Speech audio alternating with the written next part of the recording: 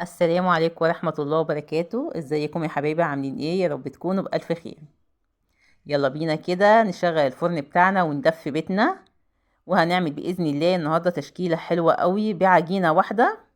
هنعمل بيها كعب الغزال، القراقيش سواء السادة أو المحشية، والمنين والعسلية. بصوا حاجات حلوة قوي.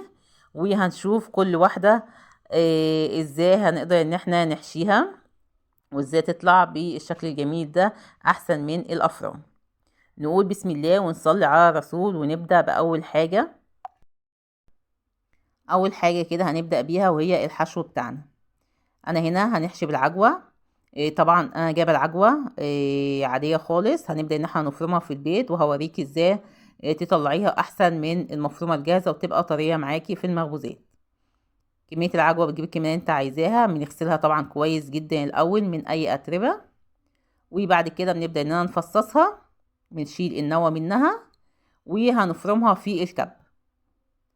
بعد كده معايا صينية او طاسة كده على النار، وهنحط فيها معلقتين من السمنة يسخنوا، وننزل بعد كده بمعلقة او معلقتين من السمسم براحتك لو مش عايزة تحطي. ولو عندك قرفة جميلة قوي لو تحطي معلقة صغيرة كده من القرفة، بتدي طعم جميل جدا وريحة جميلة مع العجوة. بعد كده بنبدأ ان احنا اسيح العجوة بتاعتي لحد لما تلم خالص في الصينية كده بقت تمام. هنسيبها لحد لما تبرد. وهنا كنت برضو بحمص حبة ينسون على شمر، وبعد كده نطحنهم علشان نبدأ استخدمهم في العجينة بتاعتي. معايا هنا المقادير، انا هنعمل 2 كيلو، بس انا هقولك مقدار الكيلو الواحد. كيلو الدقيق هتحط عليه، معايا هنا معلقة كبيرة من الشمر على اليانسون، ومعايا معلقة كبيرة من الخميرة او اللي هو كيس الخميرة 10 جرام، ومعلقتين من السكر، معلقة صغيرة بيكنج باودر، ومعايا رشة من الملح، وكوبايتين من السمنة على زيت، سواء كوباية او كوباية او كوباية ونص ونص كوباية، ليكي مطلق الحرية تصنفيهم زي ما انت عايزة. اول حاجة طبعا بنختبر الخميرة في حبة من المية الدافيين ومعلقتين من السكر. بعد كده بنزل بالمادة الدهنية بتاعتي على الدقيق، ودي اهم خطوة بنعملها في القراقيش بتاعتنا، وهي ان احنا نبسها جدا بالمادة الدهنية. بس الدقيق قوي نشربه، لازم الدقيق يتشرب كله من المادة الدهنية.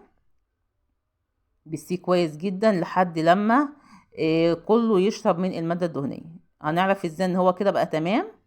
او بتبدأي نمسكه كده، نمسك القطعة ما بين ايدي، اول ما تلاقيها لمت معاكي مش مفرولة كده يبقى خلاص كده الدقيق اتشرب كويس. بنبدأ بعد كده ننزل بيه الخميرة بتاعتنا، وبعد كده ننزل بالمية. كيلو الدقيق هياخد معاكي من كوباية ونص لكوبايتين من المية، ولازم طبعا المية تكون دافية. اول حاجة هتنزلي بكوباية ونص الاول، وهنبدأ نلم في العجينة بتاعتنا. طبعا العجينة بتاعتي انا ما بعجنش زي ما انتوا شايفين كده اهو، انا بس بلم العجينة بشربها، بخليها تشرب المية بتاعتي. انا بالنسبة لي ال2 كيلو خدوا معايا ال4 كوبايات، يعني الكيلو خد معايا الكوبايتين. طبعا ده بيختلف من دقيق للتاني، في دقيق ممكن ياخد معاكي كوباية ونص بس من المية.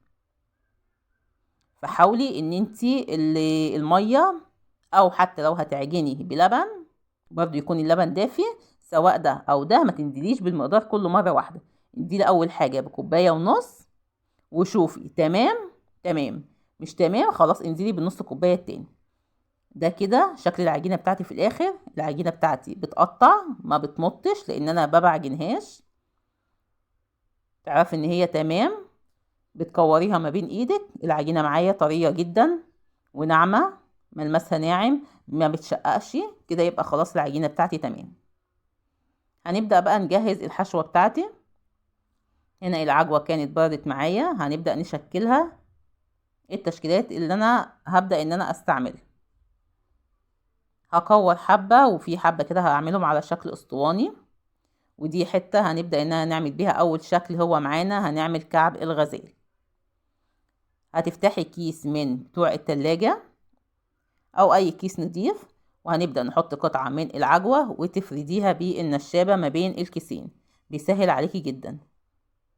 هنفردها هيكون سمكها رفيع خالص. بعد كده هناخد قطعة من العجينة وهنبدأ برضو نفردها، برضو السمك بتاعها يكون رفيع. بعد كده هنجيب العجوة اللي احنا فردناها وهنبدأ ننزل عليها بكل سهولة، هتنزل معايا. هنبدأ بقى في الوقت ده نشيل كده اي حاجة زيادة من العجينة، هنسويها وبكل سهولة هنبدأ ان انتي تلفيه اهو. سهلة جدا، مفيش اسهل من كده. ده كده اللي احنا بنقول عليه كعب الغزال، من الاشكال الحلوة قوي. بعد كده هنبدأ بقى ان احنا تبرميه كويس. طبعا ده بقى بيرجع لك انتي على حسب الحجم اللي انت عايزاه والمقاس اللي انت عايزاه. هنبدأ بعد كده نقطعه بالمقاس اللي انا عايزاه. ما شاء الله بيعمل معايا كمية حلوة. بعد كده معايا السمسم، ومعايا هنا حبة مية حط عليهم معلقة من السكر. وهنبدأ ان انا نحط قطعة كعب الغزال في المية، وبعد كده نحطها في السمسم. طب ايه فايدة السكر؟ معلقة السكر اللي انا حطاها في المية هتدي لون حلو لوش كعب الغزال للعجينة بتاعتي لما تدخل الفرن. بعد كده هندخل على الشكل التاني.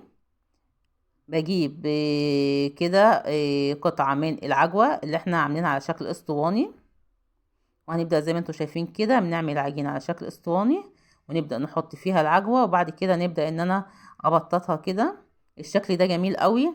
لو انت كعب الغزال بياخد كمية عجوة كتير، فانت لو مش حابة كده ممكن تعملي الشكل ده حلو قوي. ده كده المنين الصغير اللي بالعجوة. بصوا ده كده بيبقى شكله حاجة صغيرة كده وبيبقى جميل قوي برضو. ده كده تاني شكل معانا. وهنبدأ برضو نعمل بالملبن نفس الحكاية. هكتب لك المقادير بإذن الله للكيلو في صندوق الوصف، بإذن الله هتعتمديها، مقادير مظبوطة جدا. عايزاكي تقومي تجربي كده في كيلو أو حتى لو في نص كيلو. شغلي فرنك كده واملي بيتك بالخير. المخبوزات دي ريحتها في البيت خير. وبصوا مفيش أسهل من كده. شوفي الشكل اللي انت حباه واعمليه. العجينة معايا واحدة، العجينة جميلة جدا، ممكن نشكل بيها كذا شكل، ولو عايزة من غير حشو خالص وتعمليها سادة تطلع معاكي احلى قراقيش. يا ريت بس طلب منكم كده حبايبي، يا ريت لايك للفيديو لو عجبك، ولو لسه ما اشتركتيش في القناة تشتركي معايا، يشرفني وجودك معايا في القناة. ولو عجبك الفيديو يا ريت تشيرهولي عشان نستفاد كلنا من بعض بإذن الله. يلا بينا بقى على الشكل الثالث، وده الشكل المحبب الى قلبي، بحبه قوي. ده اللي هو بيسموه في المخابز والافران العسلية. طبعا هو واضح احنا عملناه ازاي. بعد كده بتقطعيه بقى بالطول اللي انت حباه، يبقى حلو قوي. وعملت برضو منه بالملبن نفس الحكاية. بعد كده نبدأ بقى في الشكل الثالث الرابع. هنا هنعمل القراقيش اللي بالعجوة. هنفرد برضو العجينة كده بالطول، وهنحط في النص الحشو بتاعنا سواء ملبن او عجوة، وهنبدأ نلم العجينة من الجنبين وهنفردها كويس كده، وهنبدأ نقطعها برضو بالسمك اللي انت عايزاه. بعد كده هنبدأ بقى نشوف الشكل اللي بعد كده معانا. هنعمل القرص بالعجوة، من الحاجات الحلوة قوي واللي سعرها دلوقتي معدي جدا في الافران، معدي 50 جنيه. هنعملها بكل سهولة في البيت، حاجة كده هشة وجميلة.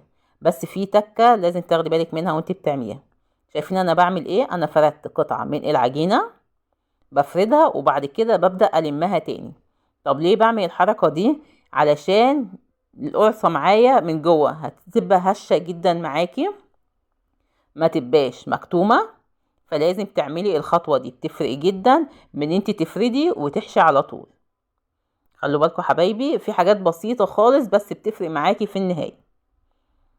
بعد كده بنحط قطعة الحشوة بتاعتي جواها، سواء بقى عجوة او ملبن، وبنبدأ نلمها كويس جدا، ولازم نقفلها كويس جدا.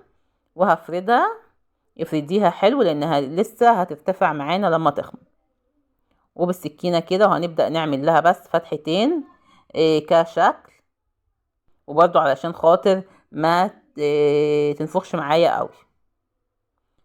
اخر حاجة معايا وهي القراقيش السادة. شايفين برضو بنعملها ازاي؟ بتفردي قطعة العجينة، وبعد كده هنبدأ نلم العجينة تاني، برضو نفس الحكاية. دي بيفرق معايا في الهشاشة بتاعة القراقيش، القرقشية تطلع معاكي هشة وجميلة جدا. ما تفرديش العجينة وبعد كده تبدأي تقطعي، صدقيني دي هتفرق قوي معاكي. نبدأ بقى بأهم حاجة وهي التسوية. التسوية الصح ان انا بشغل الفرن بتاعي من فوق ومن تحت يسخن كويس جدا، بعد كده بطفي الشواية وبهدي النار من تحت، وبعد كده بدخل بأول صينية انا عملتها بعد طبعا ما بتكون اختمرت على الشبكة اللي في النص. اول ما تاخد لون معايا من تحت ببدأ اشغل عليه الشواية تاخد معايا لون من فوق، ونخلي بالي كويس قوي وانا مشغله الشواية. طبعا السادة غير المحشي، السادة بياخد وقت اطول لان قلبه بيبقى فيه عجين، فبياخد معايا وقت اطول في التسوية براحته جدا علشان خاطر تاخدي نتيجة كويسة وتستوي معاكي. انما المحشية ما بتاخدش وقت معايا كتير في الفرن وبتطلع. يا رب كده الفيديو يكون عجبكم، والسلام عليكم ورحمة الله وبركاته.